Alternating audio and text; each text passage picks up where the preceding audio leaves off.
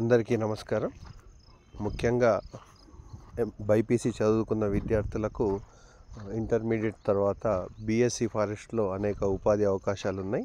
ముఖ్యంగా ఈ కోర్స్ చేయడం వల్ల అనేక లాభాలు మరియు మంచి ఉపాధి అవకాశాలు ఉన్నాయి. ఈ కోర్సులు ముఖ్యంగా అటవీ వనరుల సంరక్షణ, నిర్వహణ, అభివృద్ధికి సంబంధించిన పరిజ్ఞానాన్ని అందించే అవకాశం ఉంటుంది. ముఖ్యంగా పర్యావరణ పరిరక్షణలో కీలక పాత్ర పోషించే అవకాశం ఉంటుంది. అడవులు, వన్యప్రాణులు, పర్యావరణ వ్యవస్థ పరిరక్షణలో వీళ్ళు ప్రత్యక్షంగా పాల్గొనే అవకాశం ఉంటుంది. ముఖ్యంగా వాతావరణ మార్పులను ఎదుర్కోవడంలో ఈ రంగం చాలా ముఖ్యమైనది.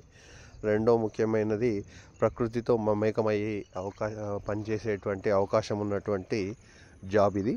వన్యప్రాణులను ప్రేమించే వారికి అద్భుతమైన కెరీర్. ఇది అటవీ ప్రాంతంలో పనిచేయాల్సి ఉంటుంది. ఇది ప్రకృతిలో దగ్గరగా ఉండటానికి సహాయపడుతుంది. నెక్స్ట్ వచ్చేసి మనకు వన్యప్రాణి నిర్వహణ, లేకపోతే అటవీ నిర్వహణ, సంరక్షణ, నేల విశ్లేషణ, మొక్కలను నాటడం, వాటి ప్లాంటేషన్ టెక్నిక్స్, అదేవిధంగా పర్యావరణ శాస్త్రం వంటి అనేక నైపుణ్యాలని పొందే అవకాశం ఉంటుంది. ప్రభుత్వ రంగంలో చూసినట్టయితే మనకు మంచి అవకాశాలు ఉండే అవకాశం ఉంది. ముఖ్యంగా అటవీ శాఖలో ఉద్యోగాలు ఉంటాయి. స్థిరమైన మరియు గౌరవప్రదమైన కెరీర్ను బిల్డ్ చేయడానికి ఉపయోగపడుతుంది. మనకు దేశీయంగా కాకుండా అంతర్జాతీయంగా కూడా మంచి అవకాశాలు పర్యావరణ మరియు అటవీ సంరక్షణకు ప్రాధాన్యత ఇచ్చేటువంటి దేశాల్లో మంచి ఉపాధి అవకాశాలు కలిగే ఉంది.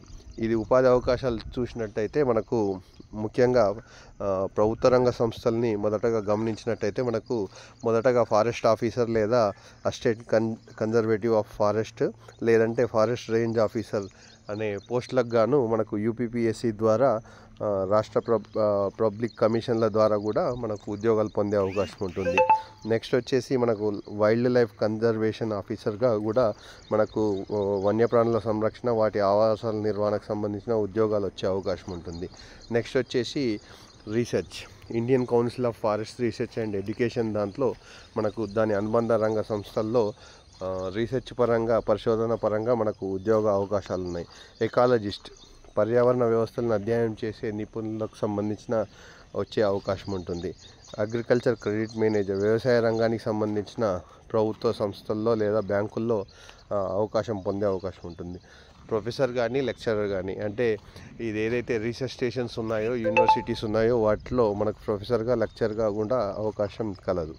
రెండోది వచ్చేసి మనకు ప్రైవేట్ రంగం. ప్రభుత్వ పరంగా మనకు శాలరీస్ తక్కువ ఉన్నప్పటికీ స్థిరమైన ఉద్యోగం, లాంగ్ టర్మ్గా చాలా బాగుంటుంది. కాకపోతే కాంపిటీషన్ ఎక్కువగా ఉంటుంది. అక్కడ మనకు అవకాశం లేని వాళ్ళు ప్రైవేట్ రంగంలో కూడా మంచి ఉపాధి అవకాశాలు ఉన్నాయి. ప్రైవేట్ రంగంలో కూడా మంచి ప్యాకేజెస్తో మనకు వివిధ అవకాశాలు ఉన్నాయి. ప్లాంటేషన్ మేనేజర్, టీ, కాఫీ మరియు రబ్బర్ తోటల వంటి నిర్వహణలో ప్లాంటేషన్ మేనేజర్గా మనకు అవకాశం ఉంటుంది. లేదంటే నర్సరీ మేనేజర్, మొక్కల నర్సరీ నిర్వహణ, వాటి డెవలప్మెంట్, లేదంటే ఫారెస్ట్ ప్రొడక్ట్ మార్కెటింగ్, అంటే అటవీ ఉత్పత్తులకు సంబంధించిన మార్కెటింగ్ మరియు అమ్మకాల రంగానికి సంబంధించిన ప్రైవేట్ కంపెనీల్లో మనకు ఉపాధి అవకాశాలు ఉన్నాయి.